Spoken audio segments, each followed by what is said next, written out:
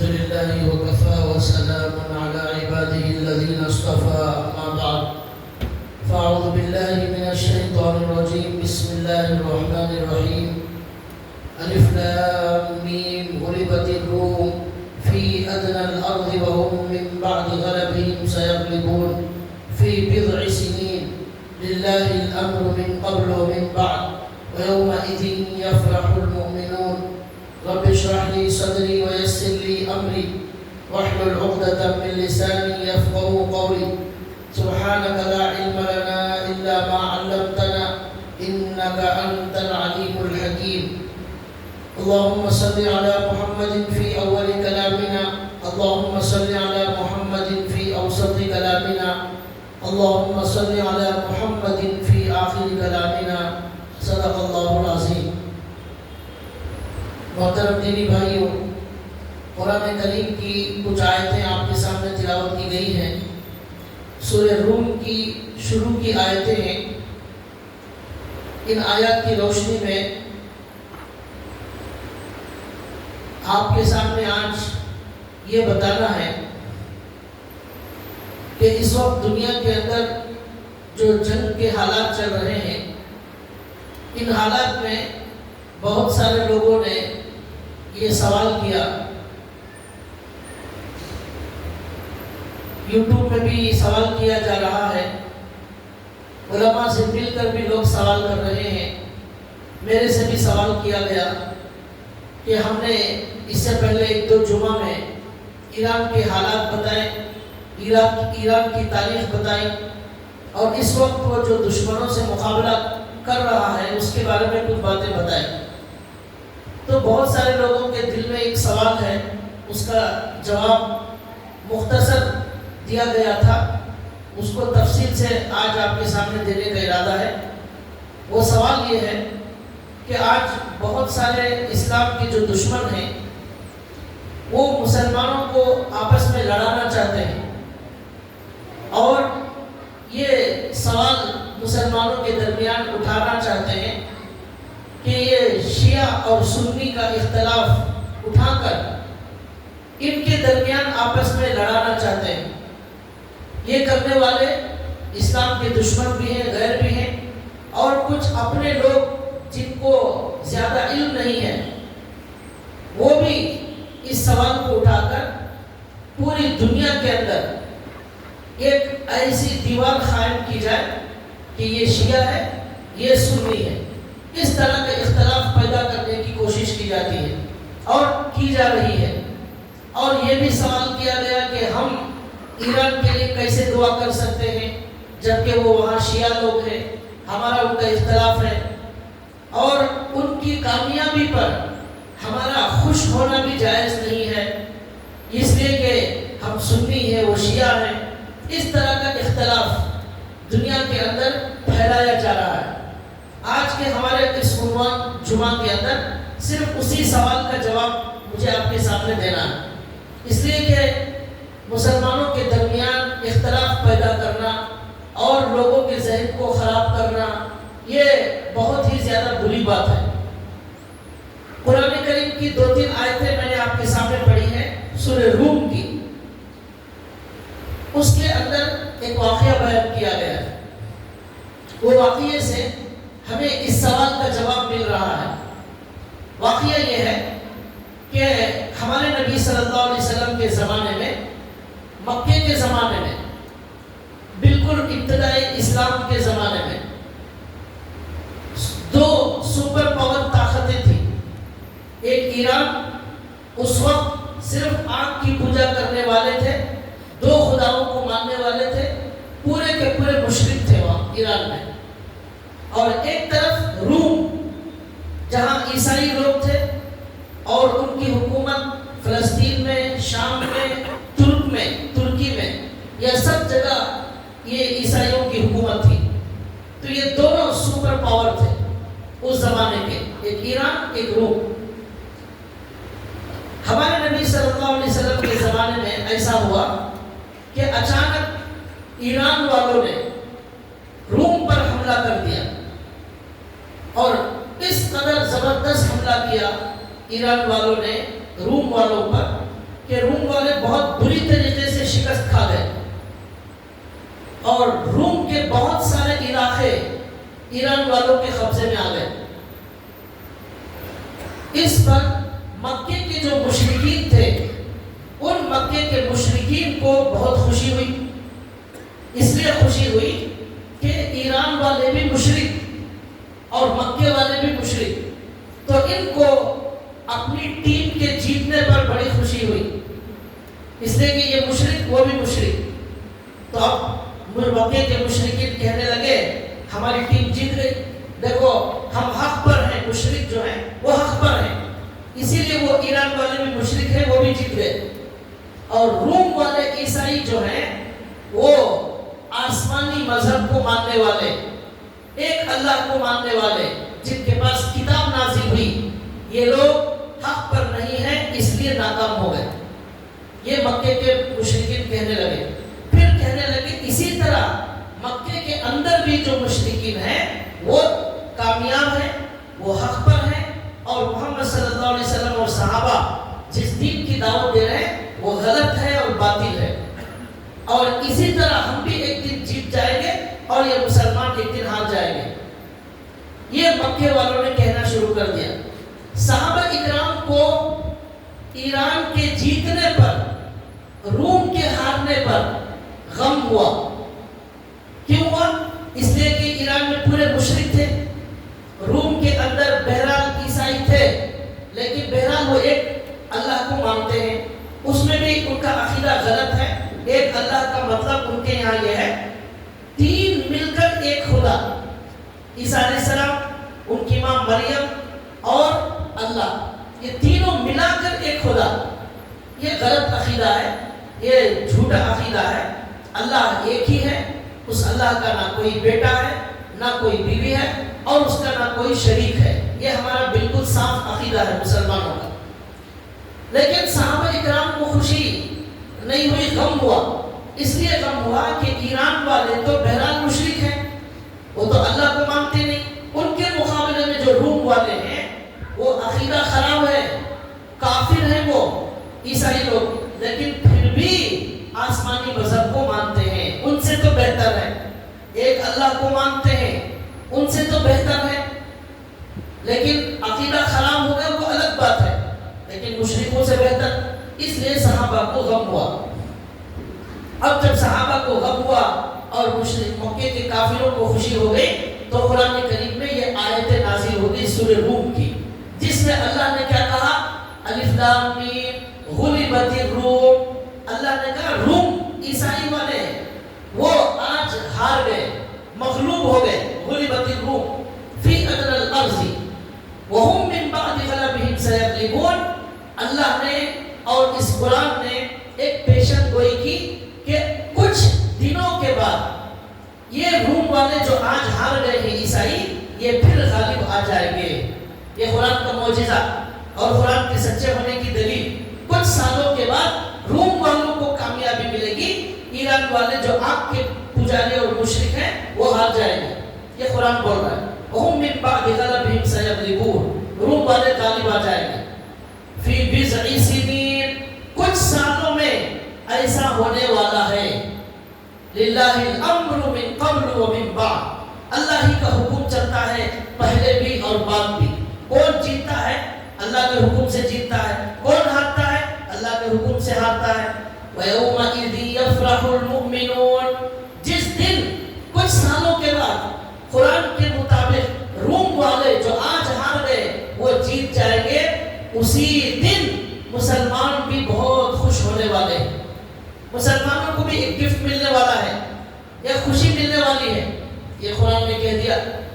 تو حضرت ابو بکر صدیق رضی اللہ تعالیٰ عنہ کی مکے کے ایک بڑے کافر سے ملاقات ہوئی، ابی بن خلف، بڑا دشمن تھا۔ تو اس نے کہا دیکھو تمہارا قرآن کتنی غلط بات کہہ رہا ہے، اتنی بری طرح یہ روم والے ہار گئے ہیں اور شکست کھا گئے ہیں ایران والوں سے، اب کبھی زندگی میں یہ روم والے پھر دوبارہ اٹھ نہیں سکتے، لیکن قرآن کہہ رہا ہے کچھ سالوں کے بعد یہ روم والے غالب آ جائیں گے، یہ بالکل غلط بات۔ حضرت ابو بکر نے کہا ہمارے اللہ سے سچا کوئی نہیں، قرآن سے سچی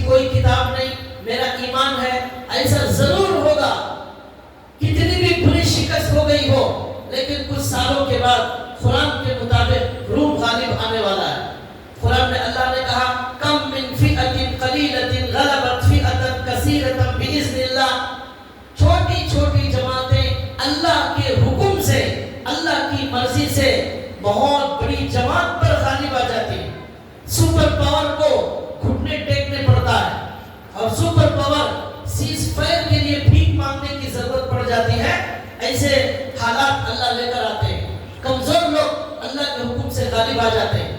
ابھی اس جنگ میں آپ نے دیکھا ایران جو ہے جنگ روکنے کے لیے تیار ہی نہیں تھا. ہر دن 40 دن سے یہ سپر پاور کہنے والا امریکہ روزانہ بھیک مانگ رہا ہے, سیز فائر کرنا چاہتا ہے. جو ہار رہا ہے وہ سیز فائر کرنا چاہتا ہے. جس کی ہمت بلند ہے, جو اللہ پر یقین رکھنے والا ہے, وہ سیز فائر کے لیے تیار نہیں. آخر کار بہت مجبوری میں یہ جو ہے سیز فائر ہوا.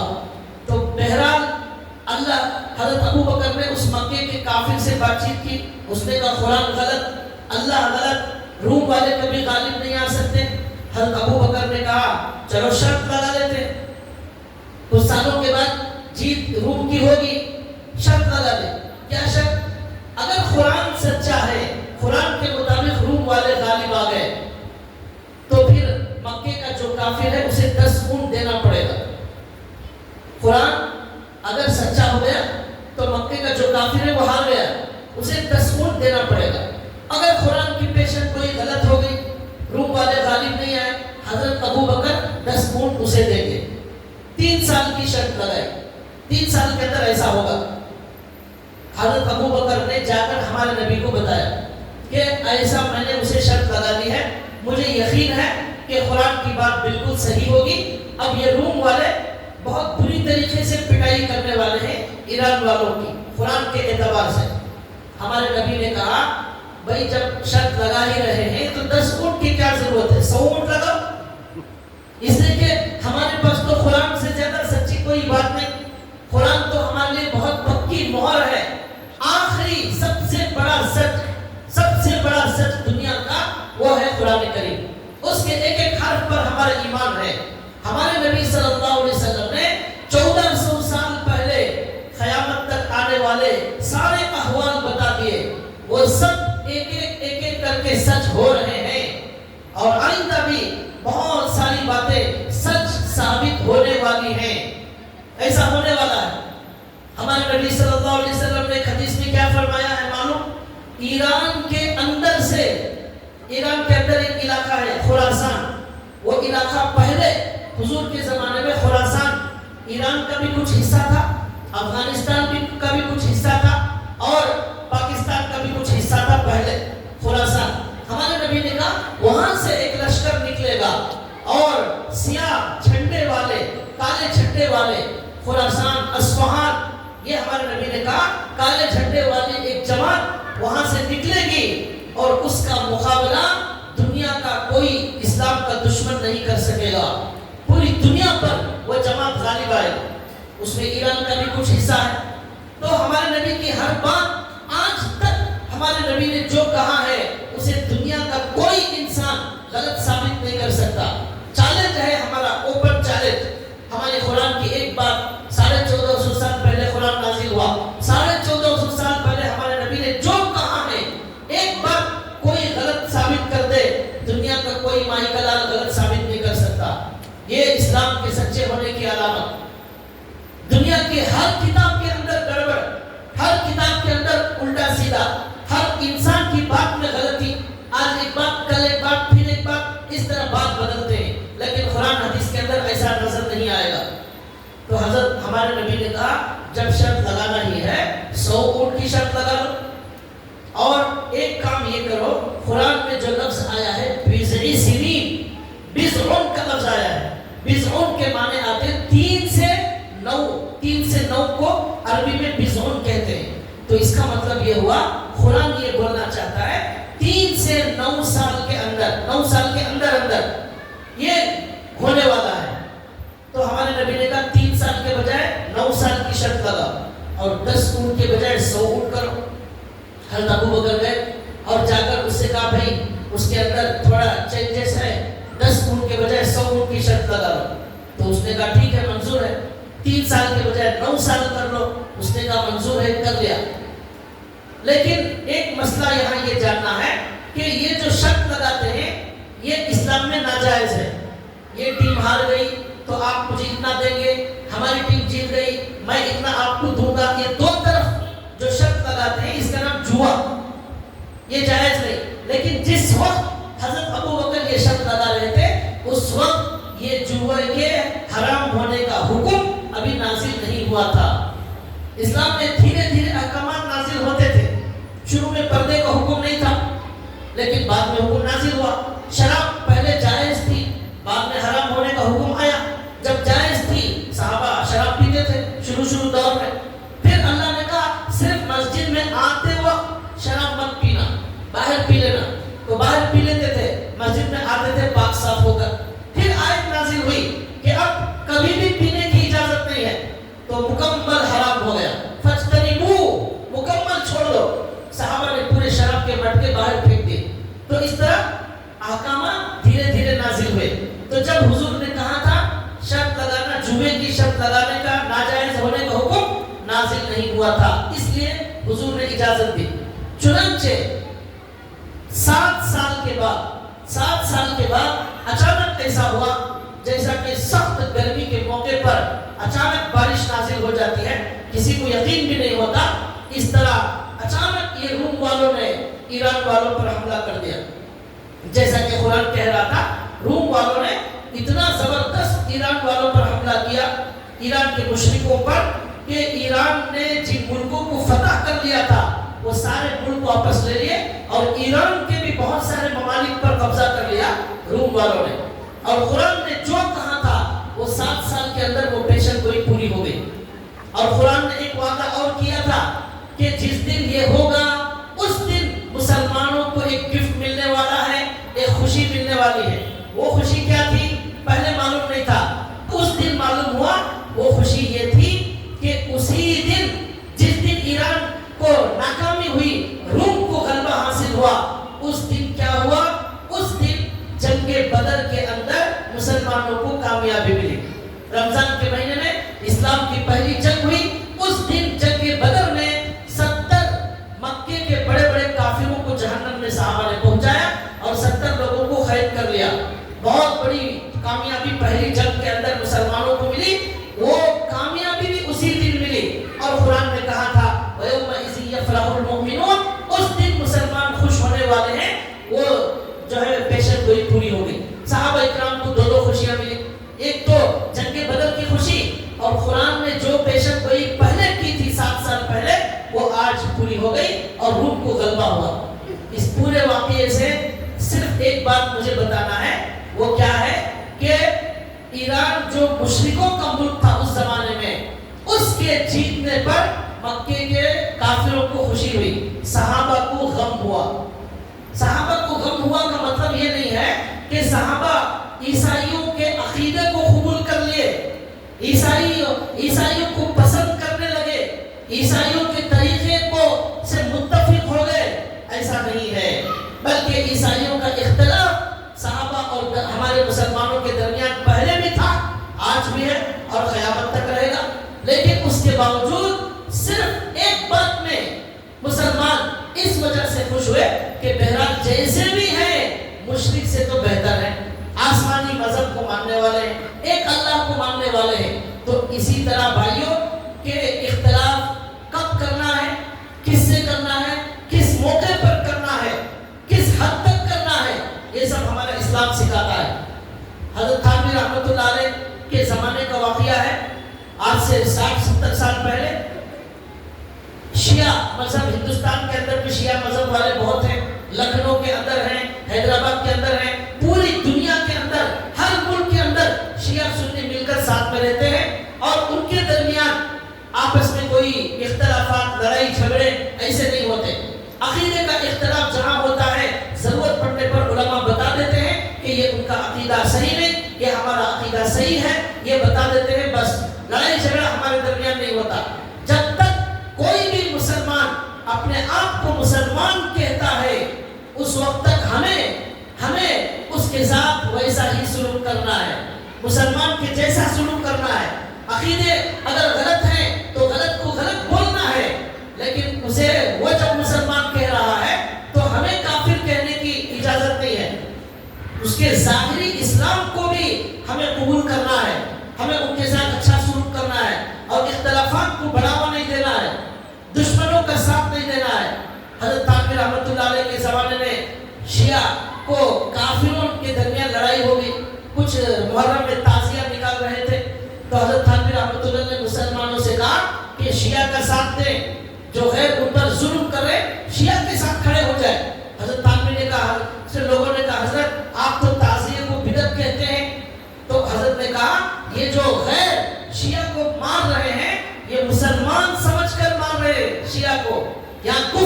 اور ایمان کا مقابلہ ہو رہا ہے تو ہم اس وقت مومنوں کے ساتھ ہیں.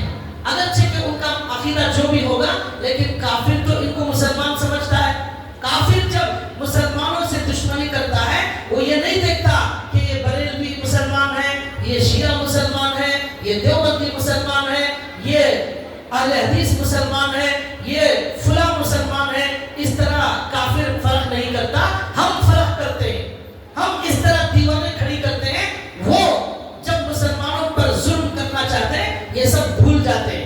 اب امریکہ اور اسرائیل ایران سے جو دشمنی کر رہے ہیں, جو ان کے اوپر بمباری کر رہے ہیں, وہ شیعہ ہونے کی وجہ سے نہیں, وہ مسلمان ہونے کی وجہ سے, وہ مسلمان ہونے کی وجہ سے اسلام کی دشمنی ان اسرائیل اور امریکہ کے اندر بھری ہوئی ہے.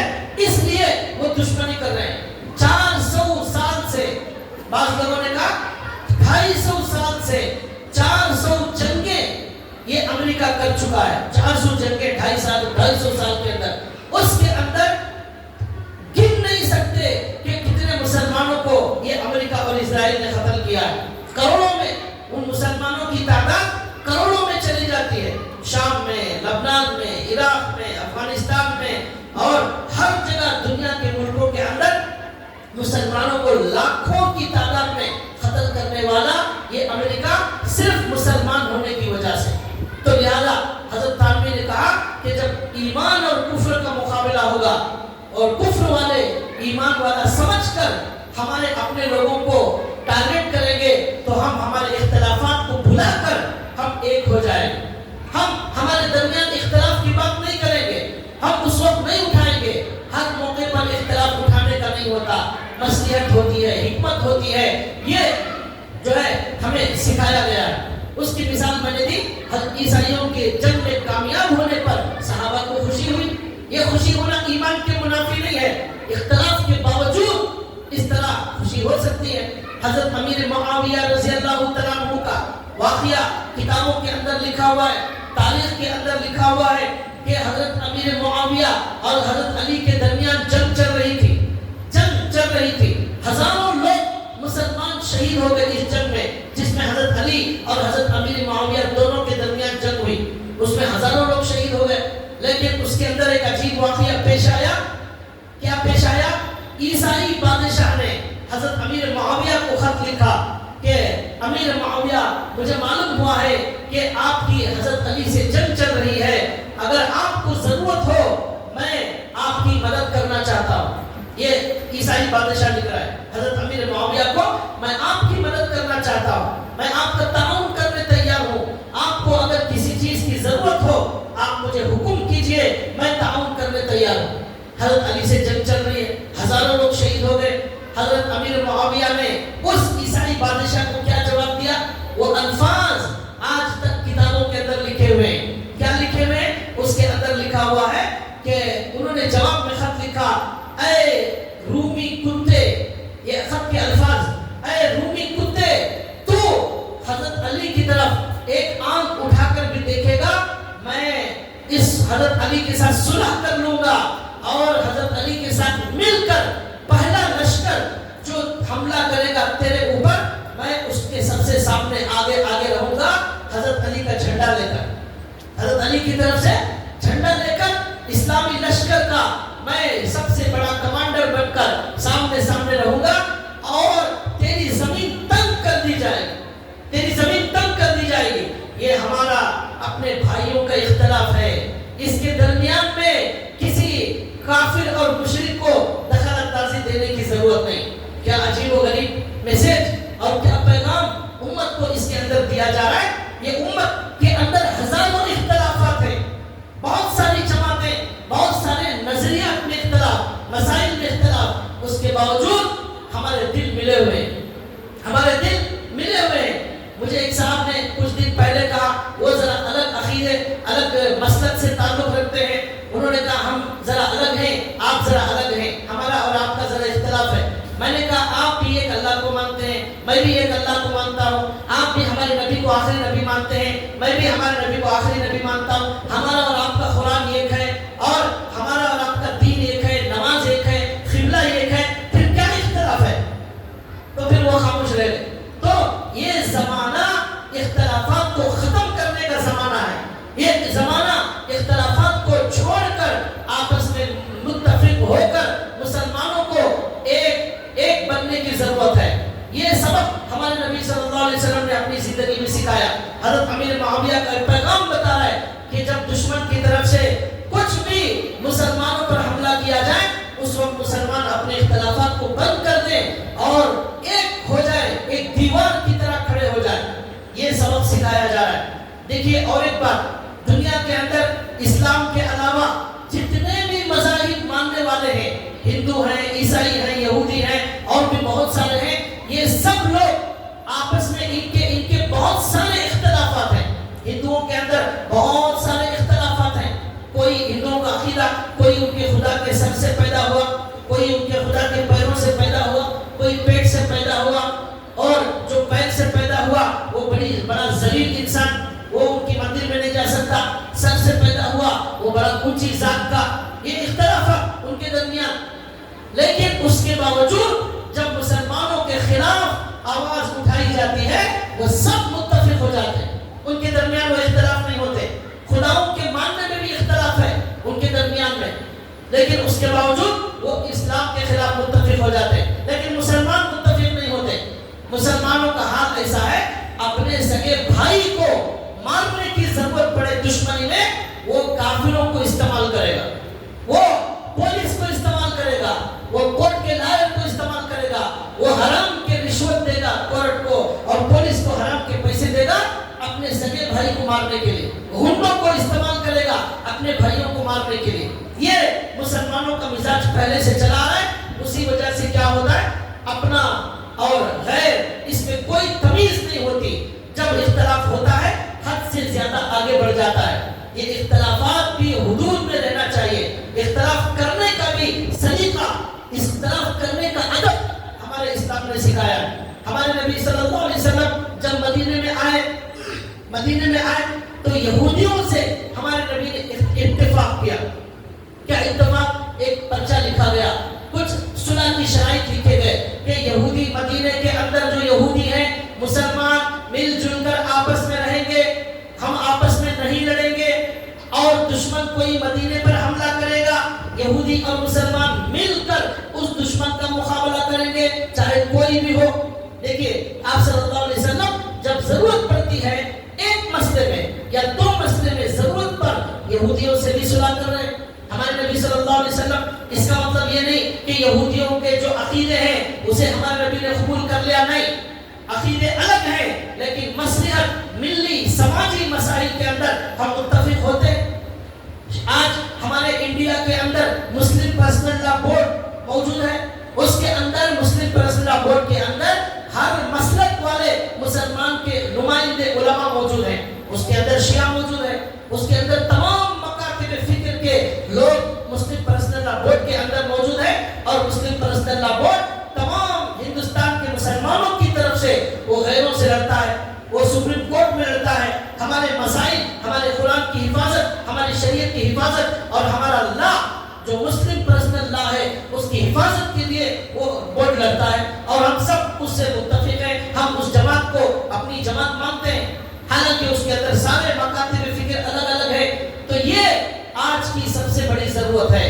آج کے زمانے میں اختلافات کو اٹھانا یہ بے وقوفی. میں نے کہا دیکھو یہ جو اسلام کے علاوہ دوسرے مذاہب والے ہیں وہ سب متفق ہو جاتے ہیں. یہودی اور عیسائی ان میں زبردست اختلاف ہے. آپ کو معلوم ہونا چاہیے عیسیٰ علیہ السلام کو قتل کرنے والے, قتل نہیں کیا انہوں نے, قتل کرنے کی کوشش کرنے والے وہ یہودی ہیں. یہودی حضرت عیسیٰ علیہ السلام کو قتل کرنے کی کوشش کی تھی, لیکن عیسیٰ علیہ السلام کو اللہ نے آسمانوں پر اٹھا لیا. لیکن یہودی اور عیسائی یہ سمجھتے ہیں کہ یہودیوں نے عیسیٰ علیہ السلام کو قتل کر دیا, حالانکہ قتل نہیں کیا, اللہ نے اٹھا لیا. پھر بھی ان کے علم کے مطابق یہودی عیسائی سمجھتے ہیں یہودیوں نے عیسیٰ علیہ السلام کو قتل کر دیا. تو اس وجہ سے عیسائی اور یہودیوں میں زبردست اختلاف ہونا چاہیے, لیکن اس کے باوجود اختلاف نہیں ہے. یہ اسرائیل یہودی ہے, امریکہ اس کے اندر عیسائی مذہب کے ماننے والے بہت ہیں, لیکن یہ دونوں مل گئے, بلکہ امریکہ غلام بن گیا اسرائیل کا. تو حالانکہ ان کے درمیان ایسے زبردست اختلاف ہے, لیکن اسلام کے یہ دونوں متفق ہو گئے. بھلا دیا کہ عیسیٰ علیہ السلام کو انہوں نے قتل کیا تھا یہودیوں نے. یہ یہودی عیسیٰ علیہ السلام کو گالیاں دیتے ہیں لیکن پھر بھی یہ متفق ہو گئے. کیوں؟ مسلمانوں کا مسئلہ آتا ہے سب متفق ہو جاتے ہیں. عیسائیوں کے اندر 3 فرقے 4 فرقے ہیں. ایک دوسرے کو کافر کہتا ہے. چرچ بھی الگ الگ ہے لیکن اس کے باوجود مسلمانوں کا مسئلہ ہے سب متفق. لیکن مسلمان ہی واحد ایسی قوم ہے کوئی بھی مسئلہ آ جائے ہم آپسی اختلافات کے اندر رہتے ہیں اور متفق ہونا نہیں چاہتے. یہ طریقہ صحیح نہیں ہے. تو یہ قرآن کی روشنی میں ان احادیث اور دلائل کی روشنی میں بتانا چاہتا ہوں کہ اسلام کا سب سے بڑا دشمن جو امریکہ ہے, جو اسرائیل ہے, جس نے ہمارے فلسطین کے بھائیوں بہنوں بچوں کو سالوں سے 70 سال سے یہ اسرائیل لبنان اور فلسطین پر ظلم کر رہا ہے. لاکھوں کی تعداد میں ہمارے مسلمان کو قتل کر رہا ہے. اس اتنے بڑے دشمن کے خلاف جو مسلمان کھڑا ہوا ہے اس کے خلاف ہمیں نہیں ہونا ہے اور ہمارے اختلافات کو چھاننا نہیں ہے. ان کے لیے دعا کرنا ہے, ان کے لیے دعا کرنا ہے کامیابی کے لیے. اللہ دشمن کو ذلیل کرے اور اللہ تعالیٰ ان کو کامیابی عطا فرمائے. حضرت ابو ہریرہ رضی اللہ تعالیٰ عنہ کا واقعہ لکھا ہے, شاید پہلے بھی سنایا. اس واقعے سے بھی معلوم ہوتا ہے کہ مسلمان اختلاف کے باوجود آپس میں کس طرح ان کے دل ملے ہوئے ہوتے ہیں. وہ ایک بدن کی طرح ہوتے ہیں. حضرت علی اور حضرت امیر معاویہ رضی اللہ تعالیٰ عنہ کے درمیان جنگ چل رہی تھی. اس جنگ کے درمیان حضرت ابو ہریرہ رضی اللہ تعالیٰ عنہ حضرت علی کی طرف سے لڑ رہے ہیں, حضرت علی کی طرف سے لڑ رہے ہیں. حضرت امیر معاویہ کے خلاف جنگ کر رہے ہیں حضرت ابو ہریرہ رضی اللہ تعالیٰ عنہ. لیکن لکھا ہے کتابوں میں شام جب دن میں جنگ ہوتی, رات میں جب دسترخوان بچھایا جاتا, کھانے کا وقت ہوتا, تو حضرت ابو ہریرہ رضی اللہ تعالیٰ عنہ جا کر حضرت امیر معاویہ کے دسترخوان پر کھانا کھاتے. جنگ لڑ رہے ہیں حضرت علی کی طرف سے, کھانا کس کے دسترخوان پر؟ حضرت امیر معاویہ کے دسترخوان پر. دن میں حضرت امیر معاویہ کے خلاف تلوار اور رات میں ان کے ہی دسترخوان پر جا کر کھانا کھا رہے ہیں. لوگوں نے پوچھا ابو ہریرہ ذرا شرم کرو, دن میں حضرت علی کی طرف سے جنگ اور رات میں حضرت امیر معاویہ کے دسترخوان پر کھانا, یہ کیا عجیب و غریب بات ہے. تو حضرت امیر معاویہ نے جواب دیا, دیکھو بھائی حضرت علی کے ساتھ جنگ میں شریک ہو اس لیے کہ میری نظر میں حق علی کے ساتھ ہے, میری نظر میں علی حق پر ہے, اس لیے میں حق کا ساتھ دینے ان کی طرف سے لڑ رہا ہوں. لیکن دسترخوان میں کھانا حضرت امیر معاویہ کا بڑا اچھا ہے اور شاندار دسترخوان ہوتا ہے, اس لیے میں ان کے ہاں جا کر کھانا کھاتا ہوں, اس میں کیا خرابی ہے. تو یہ حضرت ابو ہریرہ نے کہا. اور حضرت ابو ہریرہ جب حضرت امیر معاویہ کے دسترخوان پر کھانا کھانے جاتے تھے, حضرت امیر معاویہ اپنے ہاتھ سے کھانا ڈال کر ابو ہریرہ کو کھانا کھلا رہے. انہوں نے یہ نہیں کہا کہ تم تو وہ پارٹی کے آدمی ہو, ہمارے دسترخوان پر کیوں آگے جاؤ, ان کے ساتھ لڑنا ہے ان کے ساتھ کھاؤ. نہیں, ابو ہریرہ ڈال لیجئے, کھانا ڈال لیجئے, یہ گوشت لیجئے, یہ سالن لیجئے, اب امیر معاویہ ان کو کھلائیں. تو یہ مسلمان ہوتا ہے. میں یہی بتانا چاہ رہا ہوں, ہزاروں اختلافات کے باوجود مسلمانوں کا دل ملا ہوتا ہے. جب ان پر کوئی غیر انگلی اٹھاتا ہے سارے مسلمان متفق ہو جاتے ہیں. لیکن بڑی افسوس کی بات یہ ہے, آن لائن کے اندر اور بہت سارے نیوز کے اندر ہمارے علماء جن کو زیادہ سمجھ نہیں ہے وہ لوگ اس طرح کے اختلافات اٹھا رہے ہیں اور شیعہ سنی کو لڑانے کا کام کر رہے ہیں. تو یہ جہالت اور حماقت ہے اور صحابہ کے طریقے کے خلاف ایک بہت بڑی مثال میں دے کر بات ختم کرتا ہوں. ہمارے نبی صلی اللہ علیہ وسلم کے زمانے میں مدینے کے اندر بہت سارے منافقین تھے, بہت سارے منافقین. منافقین کون ہے؟ کافر سے بدتر جو ہوتا ہے اسے منافق کہتے ہیں. قرآن میں اللہ نے کہا ان المنافقین فی الدرک الاسفل من النار. یہ منافق جہنم کا جو سب سے خطرناک درجہ ہے, شیطان سے بدتر جگہ میں جہاں پر رکھا جائے گا وہاں منافقین کو رکھا جائے گا. سب سے بہت بھیانک آگ اور گرم علاقہ جہنم کا جو ہوگا وہاں منافقین. ان المنافقین فی الدرک الاسفل من النار قرآن میں آیا.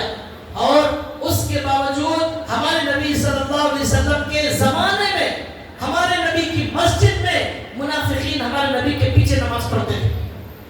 ہمارے نبی کے ساتھ جنگ کے اندر شریک ہوتے تھے، ہمارے نبی کے ساتھ روزہ رکھتے تھے، ہمارے نبی کے ساتھ مجلس میں بیٹھتے تھے، ہمارے نبی کا بیان سنتے تھے، لیکن ہمارے نبی صلی اللہ علیہ وسلم نے اپنی پوری زندگی میں کسی بھی موقع پر یہ نہیں کہا کہ یہ آدمی منافق ہے، اسے اٹھا کر باہر بھگا دیا جائے، یہ ہماری مسجد میں نہیں آ سکتا، یہ نہیں کہا، یہ بھی نہیں کہا یہ منافق ہے، یہ منافق ہے، یہ حضور نے کھل کر نہیں کہا۔ صرف ایک صحابی حضرت حذیفہ ابن الیمان، ان کے کان میں حضور نے کہہ دیا تھا کہ کون کون منافق ہیں، یہ ان کو بتایا، اس لیے ان صحابی کو کہتے ہیں یہ حضور کے رازدار صحابی، راز تھا حضور کا ان کے پاس۔ حضرت عمر جا کر پوچھتے تھے حذیفہ میرا نام کہیں منافقوں میں تو نہیں ہے، ابو بکر جا کر پوچھتے تھے میرا نام منافقوں میں تو نہیں ہے، یہ تو معلوم ہوا حضور نے کھل کر کسی بھی منافق کو انگلی سے نہیں کہا یہ منافق ہے۔ آج ہم مسلمان کو کافر کہنے میں دیر نہیں لگاتے، فوراً فتویٰ لگا دیتے ہیں، یہ مسلک والے کافر، وہ مسلک والے مشرک، یہ مسلک والے ایسے، یہاں تک کہ بعض جاہل ہمارے مسلمانوں میں ایسے ہیں، ان کی نظر میں مدینے میں جا کر امام صاحب کے پیچھے نماز پڑھیں گے تو نماز نہیں ہوتی، وہ کافر، مدینے کے امام صاحب کافر، مکے کے اندر جو نماز پڑھا رہا امام صاحب وہ بھی کافر، وہ باقاعدہ بیان کر رہے لوگوں کو مسجد میں آج کے مسلمان اور جھوٹے علماء، باطل علماء، علماء سو، وہ بیان کرتے ہیں اے لوگوں جب حج کے لیے جاؤ، عمرے کے لیے جاؤ تو مکے اور مدینے کے امام کے پیچھے نماز مت پڑھنا، اس لیے کہ وہ کافر ہے۔ نعوذ باللہ، اس سے بدترین کوئی جھوٹ نہیں ہو سکتا۔ کیا اللہ تعالیٰ ہمارے نبی کے مصلی پر کسی کافر کو کھڑا کریں گے، کسی مشرک کو کھڑا کریں گے؟ ہمارے نبی کا مصلی کتنا پاکیزہ مصلی ہوگا، وہاں کے مؤذن، وہاں کے امام کو اللہ منتخب کرتے ہیں اپنی طرف سے، ان کو کافر کہنے والے آج مسلمان، سارے دنیا کے کافر مسلمان کو مسلمان سمجھتے ہیں، مسلمان ایک مسلمان کو کافر سمجھتا ہے، یہ عجیب بات ہے، سارے کافر مسلمان کو مسلمان کہتے ہیں، لیکن مسلمان خود اپنے مسلمانوں کو وہ کافر، وہ مشرک، وہ بدعتی، وہ گمراہ، اس طرح مسلمان سمجھتا ہے۔ یہ بھائیوں، یہ اختلافات ہمارے دین کو ختم کر دیں گے۔ ایک حدیث میں اللہ کے نبی نے فرمایا اے مسلمانوں آپس میں اختلافات ختم کر کے متفق ہو جاؤ، یہ اختلافات تمہارے دین کو ختم کر کے صاف کر دیں گے، جیسے سر کے بال صاف ہو جاتے ہیں ایسا تمہارا دین صاف ہو جائے گا۔